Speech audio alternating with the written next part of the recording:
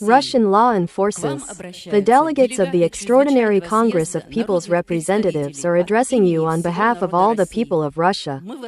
We express the pain and aspirations of the entire people. That is why this Congress was convened.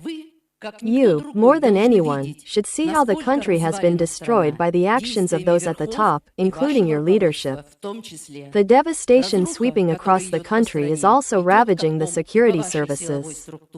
At the lower levels of the Ministry of Internal Affairs, the Federal Penitentiary Service, the Investigative Committee, and the Prosecutor's Office, there is a dire personnel shortage, which is only growing due to meager salaries, overwork, and the arbitrary actions of superiors. The numbers speak for themselves.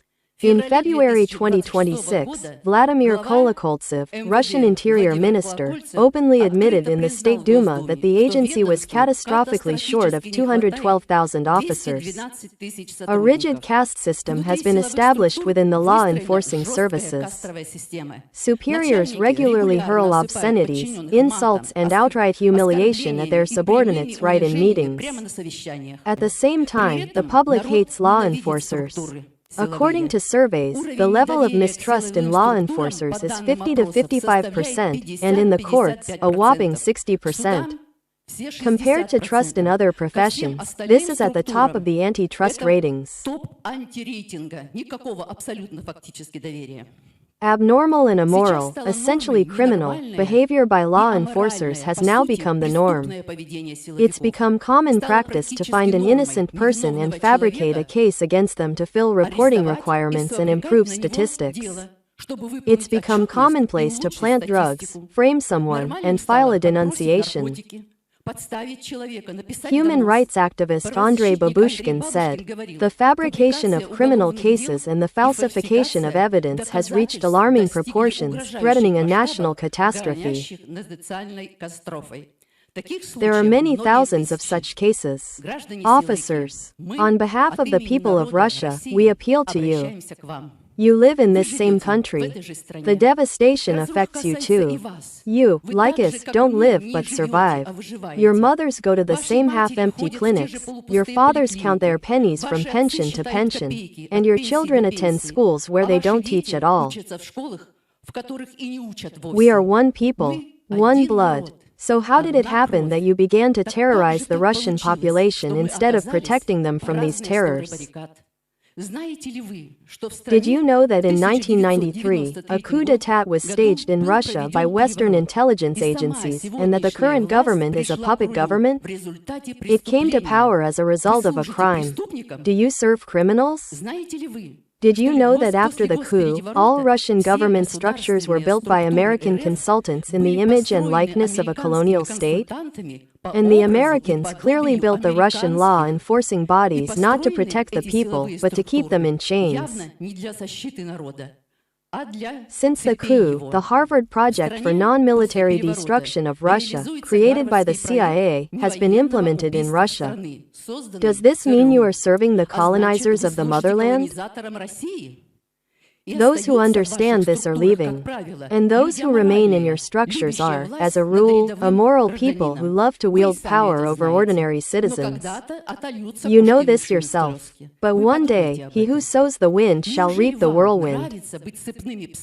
Do you really enjoy being guard dogs for someone else's super profits? Do you really enjoy enduring humiliation from your superiors and hatred and curses from the people? You've been set on your own people. Instead of catching real bandits, murderers, and robbers, you've been forced to beat confessions out of citizens who simply can't keep silent. You're locking up those who speak the truth, those who care about how your children will live. If you think the oligarchs need you, they'll just as soon toss you aside when they no longer need you. The colonizers are now fulfilling their plans through your hands, and then they'll get rid of you too. And that hour is near. The Harvard Project is ending. Remember your oath. Each of you swore to faithfully serve and protect the people, to respect and defend human rights and freedoms, to strictly observe the Constitution and laws of Russia, to be honest, to uphold the rule of law. You swore to defend your homeland, not the handful of thieves who stole billions from the pockets of your fathers, mothers, and even from your own pockets in the form of exorbitant taxes and kickbacks, catastrophic corruption. Now you serve not the people, but a colonial system, foreign fat cats. They seized power in our country through their secret services and the color revolution of 1993 and illegally hold it. Now you are not brave defenders of the motherland, nor even men, because when people began to speak openly about what's happening in the country, you repress them simply for words and comments. You intimidate and silence them. You are committing treason against the country, the people, and even against yourselves. Do you respect yourselves? You can do anything in your power to stop fabricating cases and persecuting honest people. You've been lied that they're criminals. Defending the country and its people is courage and honor, not a crime. You're persecuting the people's leader Svetlana Lada Rus, a heroic Russian woman, but you call her a sectarian without blinking an eye. Lada Rus is the founder of the country's only truly People's Party, which the authorities illegally eliminated right during the election campaign to keep people out of the State Duma. So who is the crook here? You have fabricated accusations to throw her comrades into prison. You persecute citizens for posting revolutionary historical songs online. Such absurdity has never been seen before, but neither the law enforcers nor the judges show any shame. It's not too late to stand up for your people. The last judgment is currently taking place in Russia, for now, only in spirit, deciding the fate of the people. But soon it will move to the People's Court, in the courtrooms where those who persecuted the people are judged.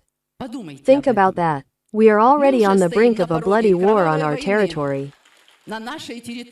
Only a true people's liberation movement and a true leader from the people can prevent the country's destruction. We know that there are people among law enforcers who still have conscience and honor. We appeal to you. At this turning point in history, you must be with the people, not serve the colonizers. Wake up, be with the people, not against them, before it's too late. Будьте с народом, а не против него. Пока еще не поздно.